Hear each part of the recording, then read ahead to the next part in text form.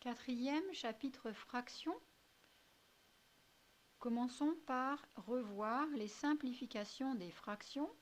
Dans l'exercice numéro 26, nous avons à simplifier des fractions ayant également un signe moins devant la fraction, ou bien au numérateur, ou bien numérateur et dénominateur. Alors, on corrige cet exercice. Fraction A, petit a égale moins 8 douzièmes. Simplifier une fraction, c'est la rendre plus simple. Donc avoir un dénominateur plus petit. Pour cela, on essaie de se souvenir des tables. Alors, le moins va rester devant la fraction, hein, c'est une fraction négative.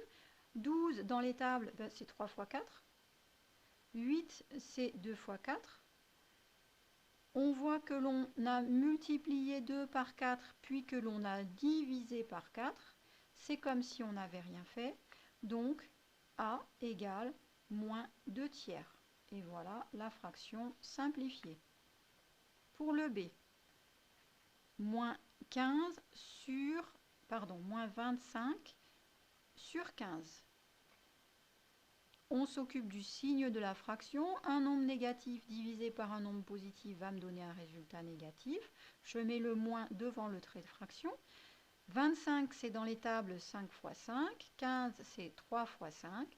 On peut simplifier par 5, puisque en haut, je multiplie par 5, puis en bas, je divise par 5. Je multiplie par 5, puis je divise par 5. C'est comme si je n'avais rien fait. Et donc, il me reste, pour la fraction B, moins 5 tiers. Voilà. Fraction C. C égale moins 49 sur moins 14. Alors, j'ai un nombre négatif divisé par un nombre négatif, résultat positif. Moins divisé par moins, c'est comme moins fois moins, c'est plus. Je mets le signe de la fraction, devient la fraction. 49, c'est dans les tables 7 fois 7. Donc, si je peux simplifier, ça sera par 7 et seulement par 7. Il se trouve que justement 14, c'est 7 fois 2.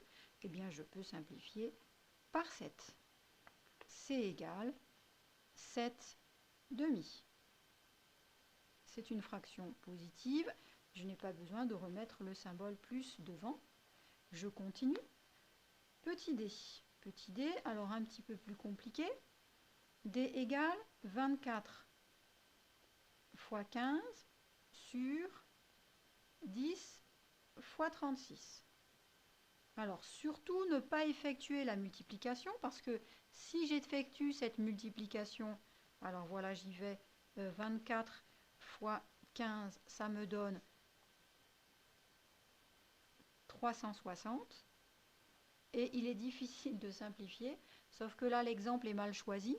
Hein, là, l'exemple est mal choisi. 360, c'est le résultat de 10 fois 36. Donc, mon exemple tombe un petit peu à l'eau. Ben, mettons que vous ayez appuyé sur les boutons. Vous trouvez donc au numérateur 360. Au dénominateur 10 fois 36, 360 également. Je prends 360, je le divise par 360. Le résultat, ça fait 1. Une autre méthode, donc, qui est plus conseillée, plus compliquée, mais conseillée quand même, si vous n'avez pas de calculatrice, ou bien si l'exemple est un peu moins simple, il vaut mieux pas, ici, il ne vaut mieux pas multiplier. Donc, on préférera décomposer 24 et 15 dans les tables. Dans les tables, c'est pas bien compliqué. 15, c'est 3 fois 5. Alors 24, par contre, ça peut être 3 fois 8 ou 6 fois 4. Au dénominateur, je vois qu'il y a 36. 36, si je le décompose en 6 fois 6, il sera préférable de prendre 6 fois 4 pour 24. Et 10, eh bien 10, c'est 2 fois 5. Je regarde par quoi je peux simplifier. Eh bien, je peux simplifier par 6. Je peux simplifier par 5. Et que me reste-t-il? Eh bien, il me reste 4 fois 3 et 2 fois 6. 4, il y a du 2 dedans. 6, il y a du 3 dedans. Donc, je peux continuer à simplifier. D égale 2 fois 2 fois 3 sur 2 fois 3 fois 2. D'accord? Le 6, c'est 3 fois 2. Le 4, c'est 2 fois 2. Je peux simplifier haut et bas par 2. Encore une fois par 2. Encore une fois par 3. Il ne me reste plus rien. Alors, plus rien, ça n'est pas 0. Hein. C'est le nombre invisible de la division, c'est-à-dire 1. J'ai le même nombre en haut et en bas. C'est bien ce qu'on avait ici en utilisant la calculatrice. On a la même chose en haut et en bas. Résultat, 1. Le E. E égale moins 100 sur 60. Je m'occupe du signe. Moins, ça fait plus. Hein. L'opposé d'un nombre négatif, c'est un nombre positif. Maintenant, 100 et 60, il va falloir que je les simplifie. Alors, 100, c'est 10 fois 10. Donc, 10 fois 2 fois 5. D'accord? Pour le 10, je vais mettre 2 fois 5, histoire de gagner un temps par rapport au petit dé. Et 60, c'est 10 fois 6. Et 6, c'est 2 fois 3. Alors, je peux simplifier par 10. Je peux simplifier par 2. Hein, haut et bas, je multiplie par 2, puis je divise par 2, c'est comme si j'avais rien fait. Je multiplie par 10, puis je divise par 10, c'est comme si j'avais rien fait. Il va me rester la fraction 5 tiers. Et voilà, c'est terminé. Le E est fait également. Il ne me reste plus qu'un seul calcul, le F. Alors, F égale moins 11 sur 121. Eh bien, vous connaissez sans doute vos tables. Hein, les carrés parfaits sont à connaître jusque 12.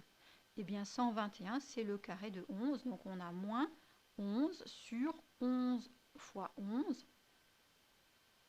Seulement si j'arrive à écrire. Alors là, que faire? Eh bien, on peut simplifier par 11 en haut et en bas. Que reste-t-il au numérateur?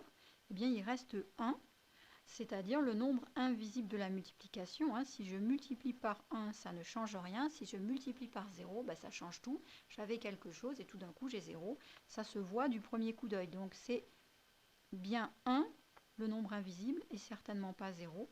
Et donc, le résultat pour F, c'est moins 1. Pourquoi j'ai mis moins 1 dixième? Je ne sais pas. C'est moins 1 onzième. J'en profite pour réécrire ça un petit peu plus proprement également. Voilà, moins 1 onzième. Et voilà, cet exercice numéro 26 est terminé. J'espère que vous l'avez bien compris et que vous réussirez maintenant à faire toutes les simplifications et surtout à penser à simplifier à la fin de vos calculs. Bonne continuation sur les fractions.